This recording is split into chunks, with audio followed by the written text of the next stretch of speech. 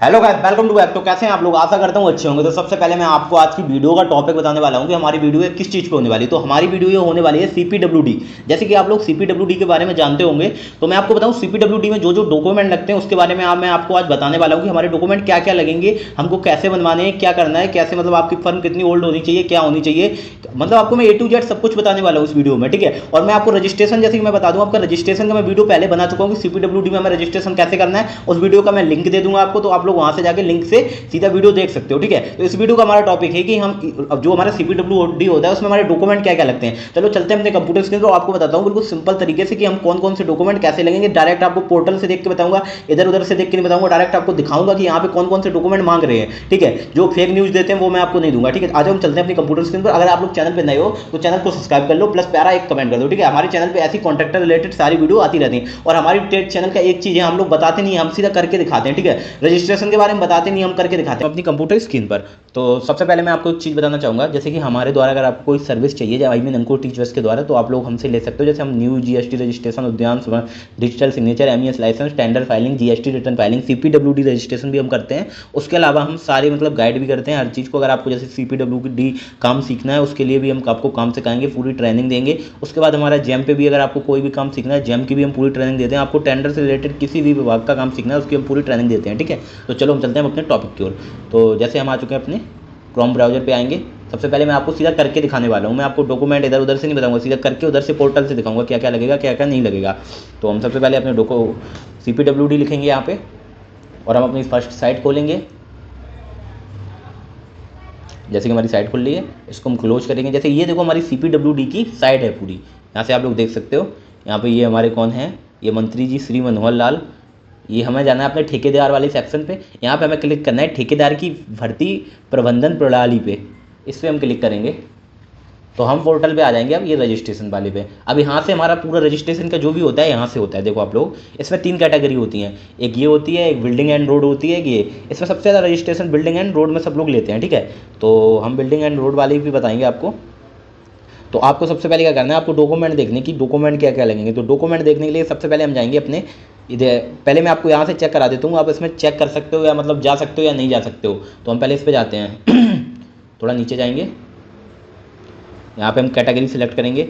जैसे हमें building and road में करना है, ठीक है। ये देखो 3 चीज़ें होती हैं बिल्डिंग एंड रोड में। क्या काम आता है, जैसे सिविल का काम हो गया, ये छोटे मोटे काम हो गए, रोड बनाना हो गया, मतलब बिल्डिंग एंड रोड में ज़्यादातर काम आता है। इलेक्ट्रिक का भी काम इसी में आ जाता है, इसमें आता है पार्क वगैरह का काम, समझ रहे हो, ये चीज़ें तो ज़्यादातर लोग कराते हैं बिल्डिंग एंड रोड में। तो क्लास, जैसे आपको कौन सी क्लास चाहिए, इसमें से जो सबसे छोटी क्लास होती है, जैसे V, सबसे छोटी क्लास ये है, क्लास 5। इधर हम नीचे जाएंगे, सॉरी 4। इसका देखो रजिस्ट्रेशन फीस हमारी 3000 रुपये है, और इसमें हम टेंडर लिमिट हमारी 40 लाख है, जो हमारी सबसे छोटी क्लास है उसमें, ठीक है। अब इसमें मैं आपको 2-3 चीज़ें यहीं से बता दे दूँगा डॉक्यूमेंट में कि हमारे पास सॉल्वेंसी वगैरह कितने का होना चाहिए, क्या होना चाहिए, वो चीज़ें मैं आपको यहीं से क्लियर कराता हूँ। तो सबसे पहले हमारा ये जो हमारा नंबर ऑफ कंप्लीट वर्क, मतलब आपने कितने वर्क कंप्लीट होने चाहिए, आपके पास जो वर्क ऑर्डर है वो कितने होने चाहिए, कितने लाख तक का होना चाहिए। तो मैं यहाँ पर सिलेक्ट करता हूँ। जैसे मैं, तो यहाँ पे देखो हमारा ये आपने, जैसे मैं बताऊँ आपको, यहाँ पे वर्क, जैसे हम एक वर्क सिलेक्ट करेंगे, हमारे पास एक वर्क है मान लो, तो एक वर्क वो कितने का होना चाहिए, कितने अमाउंट का होना चाहिए, ठीक है। यहाँ अमाउंट आ गया, जैसे मैं लिख देता हूँ हमारे पास 10 लाख है, 10 लाख का हमारे पास एक वर्क है, तो हम इसके लिए मतलब कर सकते हैं रजिस्ट्रेशन। तो ये अभी बताएगा नहीं कर सकते, आप एलिजिबल नहीं हो।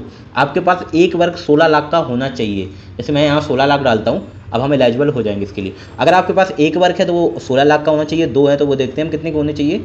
जैसे मैं इसको काटता हूँ, यहाँ पे मैं लिख देता हूँ 5 लाख, मैं नीचे करता हूँ नॉट एलिजिबल। ये 2 वर्क है तो 8 लाख का होना चाहिए, मतलब 8 दूनी 16, समझ रहे हो। और 3 वर्क है तो देखते हैं कितने का होना चाहिए।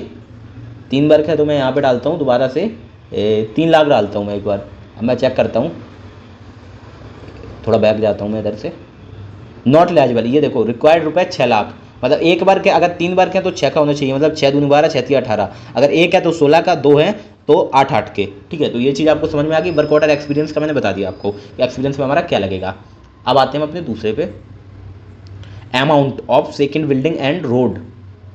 दूसरा, सॉरी, ये क्या है, इसमें आपका एक 6 का होना चाहिए, ये तीनों का आ रहा है, तीनों का अमाउंट डालना। तो हमें समझ में आ गया है कि हमारा एक 16 का होना चाहिए, 2 अगर है तो 8 के होने चाहिए, अगर 3 है तो 6 के होने चाहिए, ठीक है। तो ये तीनों में अमाउंट डालना है, तो ये हमारा समझ में आ चुका है। मैं इसको हम छोड़ते हैं, हम आते हैं नीचे।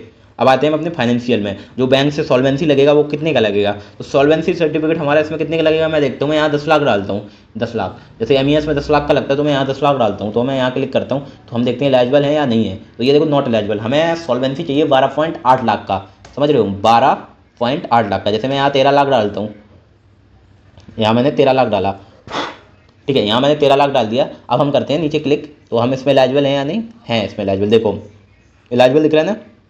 तो ये हमारा होगा, ये आपने देख लिया 12 नोट करके रख लो आप लोग, अगर ऐसे समझ में आए, या तो फिर मेरे को कांटेक्ट करना, मैं नंबर अपना दे दूंगा, वहाँ मेरे से कांटेक्ट करना, मैं आपको लिस्ट भेज दूंगा पूरी, ठीक है।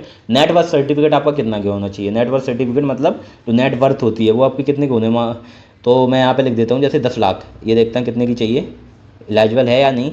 तो ये देखो हमारी एलिजिबल है, 10 लाख में एलिजिबल है, लेकिन हम इसमें थोड़ा कम करके देखते हैं, मतलब इसकी लिमिट देखते हैं कितनी है। हम यहाँ 5 लाख लिखेंगे, अब देखते हैं एलिजिबल है या नहीं, थोड़ा नीचे जाएंगे, अभी भी एलिजिबल है यार। अब हम यहाँ पे 3 लिख देंगे, अब देखते हैं या नहीं। नेटवर्थ आप लोग जानते हो, जैसे मतलब 1 साल का, इसमें 4 लाख रुपए होने चाहिए रिक्वायर्ड, मतलब आपकी नेटवर्थ 4 लाख रुपए होनी चाहिए, ठीक है। तो ये चीज़ आपको क्लियर होगी, हमारी नेटवर्थ फाइनेंशियल साउंडनेस में ये दोनों चीज़ें आपको क्लियर हो गई। अब आता है हमारा तीसरा, तो तीसरा हमारा क्या है, एवरेज एनुअल टर्नओवर सर्टिफिकेट, आपका टर्नओवर कितना होना चाहिए। टर्नओवर मैं यहाँ डाल देता हूँ 10 लाख रुपए, तो देखते हैं ये एलिजिबल है या नहीं। तो हम नीचे जाते हैं फिर दोबारा से, तो ये नॉट एलिजिबल, इसमें भी हमारा 12.8 लाख चाहिए, यहाँ पे जैसे 12.8 लाख चाहिए, यहाँ भी हमारा 12.8 लाख चाहिए। जो मेन डॉक्यूमेंट है वो मैंने आपको यहाँ से बता दिया कि हमारा टर्न, जो रजिस्ट्रेशन हम कहीं भी कराते हैं, हमारे मेन डॉक्यूमेंट होते हैं, नेटवर्थ हो गया, सॉल्वेंसी हो गया, टर्नओवर हो गया, एक्सपीरियंस हो गया, तो चारों चीज़ें मैंने आपको यही बता दी हैं। CPWD में डॉक्यूमेंट हमारे पास कौन कौन से होने चाहिए, कितने रिक्वायर्ड हैं, कितने नहीं, ठीक है। अब जो मेन जो और बाकी के डॉक्यूमेंट है वो आपको मैं अभी बताऊंगा, अभी जस्ट। तो यहाँ पे मैं जैसे 13 लाख लिखता हूँ, अब देखते हैं मैं एलिजिबल है या नहीं। तो हम नीचे जाते हैं, थोड़ा नीचे जाएंगे, यहाँ से देखो हम एलिजिबल हैं, तो ठीक है। ये चीज़ें आपको समझ में आ गई होंगी, नहीं आई हैं एक बार और वीडियो देखो, समझ में आ जाएंगी, ठीक है। मैंने वैसे इतने अच्छे से बताई हैं कि आपको समझ में आ जाना चाहिए। अब हम आ जाते हैं चेक इनलिस्टेड डॉक्यूमेंट पे, कि हमारे डॉक्यूमेंट क्या क्या लगेंगे, तो हम इस पर क्लिक कर देते हैं, सिंपल है। अब ये देखो आप लोग यहाँ से, document to be kept ready before filing the new application, ये न्यू एप्लीकेशन के लिए डॉक्यूमेंट है, यहाँ तक आपको देखना है, यहाँ के बाद आपको नहीं देखना, ये अलग चीज़ है, आपको यहाँ तक देखना है। In case of sole property, अगर आपकी अकेली है, मतलब सोल जो प्रोप्राइटरशिप होती है, सिंगल है, तो an affidavit exclude magistrate not below the rank of excluded magistrate that efficient is the sole proprietor of the firm, आपको मजिस्ट्रेट से एक वो एफिडेविट लिखवा के लेना पड़ेगा कि हमारी फर्म प्रोप्राइटर है, ठीक है। ये एक हो गया, एफिडेविट लगेगा। इन केस ऑफ पार्टनरशिप है तो आपका ये लगेगा, सर्टिफिकेट ऑफ पार्टनरशिप, जो आप लोग पार्टनरशिप कराते हो ना तहसील में जाके, वो वाला लगेगा। तो देख सकते हो, जैसे मैंने आपको बताया, अगर पार्टनरशिप फर्म है तो सर्टिफिकेट ऑफ रजिस्ट्रेशन, पार्टनरशिप की जो रजिस्ट्रेशन होता है वो आपका लगेगा, ठीक है। उसके बाद आता है हमारा ये लिमिटेड कंपनी है, अगर आपकी LLP, तो आपका certificate of incorporation partnership date लगेगा, ठीक है। इसका भी एक सर्टिफिकेट होता है, वो लगेगा, आपको पता होगा अगर आपकी LLP फर्म है। और ये हमारा प्राइवेट पब्लिक लिमिटेड है आपकी, तो ये लगेगा आपका आर्टिकल्स वाला। उसके बाद आते हैं हम अपने नीचे, ये देखो power of attorney board, power of attorney क्या होता है कि हम अगर अपनी कंपनी में जैसे मतलब 2 पार्टनर हैं, हम किसी तीसरे को या फिर और किसी को, जैसे हम सिंगल ओनर हैं, तो हम जैसे अपनी कंपनी के मैनेजर सुपरवाइजर को सिग्नेचर करने के लिए देते हैं, मतलब उसको हम अपनी पावर देते हैं कि ये सिग्नेचर कर सकता है हमारा, तो वो यहाँ पे आपको लगाना पड़ेगा। अब तीसरा नंबर है self attached copy of enlisted order if any, ये सेल्फ अटैच का एक वो एफिडेविट बनेगा, वो लगाना पड़ेगा।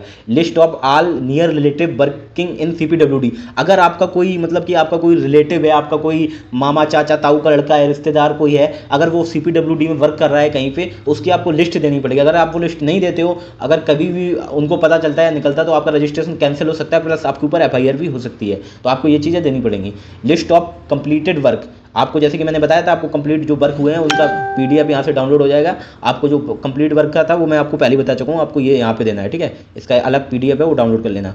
Self attached copy award letter and final will for complete work included in annexure 3, जैसे एनेक्सर 3 ये है लिस्ट ऑफ 5 कंप्लीट वर्क वाला, इसमें आपको ये चीज़ें देनी पड़ेंगी, जैसे कि आपका कोई वर्क कंप्लीट हो गया है, ठीक है, आपका वर्क कोई कंप्लीट हो गया, उसके बाद हमें कंप्लीशन सर्टिफिकेट जो होता है उसको भी अटैच करना पड़ेगा, प्लस अवार्ड लेटर जो होता है उसको भी अटैच करना पड़ेगा इसी के साथ में, लिस्ट ऑफ कंप्लीट वर्क के साथ में, ठीक है। अब आता है हमारा 7वां नंबर, ये चीज़ मैं आपको बता चुका हूँ पहले ही, ठीक है, और मैं आपको एक बार बताता हूँ। Bank certificate from schedule bank in original, bank certificate आप लोग जानते हो, मैं पहले बता चुका हूँ, सॉल्वेंसी सर्टिफिकेट होता है बैंक सर्टिफिकेट, मतलब बैंक गारंटी।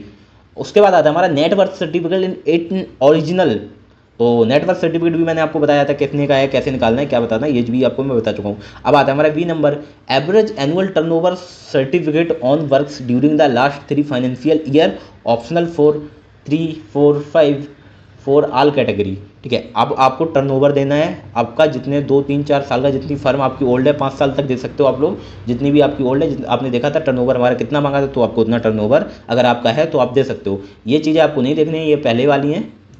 ठीक है, ये आपका रजिस्ट्रेशन है पहले से, उसको हमें अपग्रेड कराना है, उसके लिए ये चीज़ें। ठीक है, तो हमने ये आपको डॉक्यूमेंट सारे बता दिए कहाँ कैसे क्या होगा। उसके बाद मैं आपको और बता देता हूँ थोड़ा सा कि हम इसमें कैसे लॉगिन करेंगे, क्या होगा, क्या करना पड़ता है। सबसे पहले आपको अगर आपको रजिस्ट्रेशन करना है तो आपको इस पर क्लिक करना है, कॉन्टैक्ट लॉगिन पे। उसके बाद आपको न्यू एप्लीकेशन रजिस्टर करना है, आपको रजिस्ट्रेशन पे क्लिक करना है। यहाँ पे आपको अपनी फर्म का नाम डालना है, यहाँ पे अपना मोबाइल नंबर डालना है, यहाँ ईमेल आईडी डालनी है, यहाँ पैन कार्ड नंबर डालना है, यहाँ कैप्चा डालना है और रजिस्टर पे क्लिक कर देना है। OTP आएगा, आपका रजिस्ट्रेशन हो जाएगा।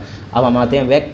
उसके बाद आपको रजिस्ट्रेशन होने के बाद आपको लॉगिन आईडी पासवर्ड मिलेगा, आपको यहाँ से रजिस्टर कॉन्टैक्टर पे क्लिक करना है, आपको अपनी एप्लीकेबल आईडी डालनी है, अपना पैन नंबर डालना है, उसके बाद आपको अपना पासवर्ड डालना है, यहाँ पे कैप्चा डालना है और कर देना है सबमिट पे क्लिक। आप लॉगिन हो जाओगे, वहाँ से आप लोग रजिस्ट्रेशन कर सकते हो। ठीक है, तो आपको ये चीज़ें समझ में आ गई होंगी। रजिस्ट्रेशन का आपको वीडियो देखना है वो मैंने पहले से बना के रखा है, अगर आपको देखना है तो आप लोग यूट्यूब पर मेरे चैनल पर खोल के देख सकते हो। अगर आपको नहीं मिल रहा है मैं डिस्क्रिप्शन में लिंक दे दूँगा, नहीं मिल रहा है फिर मेरे को मैसेज करो नंबर पर, मैं आपको डायरेक्ट लिंक भेज दूँगा। ठीक है, तो आपको मैंने सब कुछ बता दिया, सब कुछ डॉक्यूमेंट बता दिए क्या क्या लगेंगे, कैसे होगा, क्या होगा, सब कुछ डिटेल में बता दिया है। फिर भी अगर आपको कोई भी कहीं भी टेंशन होती है कुछ भी, तो आप लोग मेरे से कांटेक्ट करके मेरे से पूछ सकते हो। ठीक है, चलो मिलते हैं नेक्स्ट वीडियो में कोई अच्छे से टॉपिक के साथ आते हैं, आप लोगों को बताता हूँ मैं। और अगर आप लोग, जैसे मैं आपको बताना चाहूँगा, जैसे कॉन्ट्रैक्टर टेंडर वगैरह की ये सारी वीडियो हमारे चैनल पे आती हैं। अगर आप लोग नए हो, न्यू कॉन्ट्रैक्ट स्टार्ट कर रहे हो, तो आप लोग हमारे चैनल को सब्सक्राइब कर सकते हो। इससे क्या होता है, मैं आपको अभी मैं छोटा कॉन्ट्रैक्टर हूँ, मैं आपको बिल्कुल आपसे मिल के बताऊँगा। ठीक है, आपको शुरू से बताऊँगा ये करके वो करके, तो आपको प्रॉब्लम नहीं होगी। आप लोग मेरे से, और मैंने आपको कॉल सर्विस हमेशा पे कर रखी है, मतलब आप लोग मेरे से कभी भी कॉल सर्विस कर सकते हो मेरे नंबर पर, उसमें मैं आपको और अच्छे से समझा देता हूँ। ठीक है, तो चलो मिलते हैं नेक्स्ट वीडियो में, तब तक के लिए राम राम।